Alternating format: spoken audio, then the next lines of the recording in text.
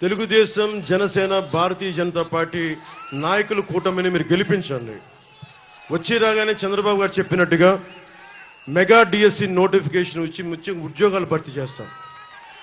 అలాగే దాదాపు అన్ని పథకాల గురించి ప్రత్యేకించి వివరిస్తారు. మీకు అందరూ మా నాయకులందరూ వివరిస్తారు.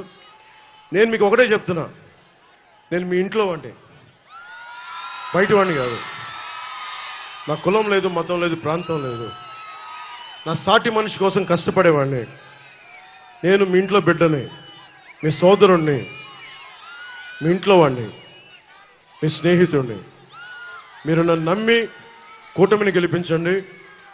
ప్రాణాలు దారబోసేస్తాను మీకోసం. 10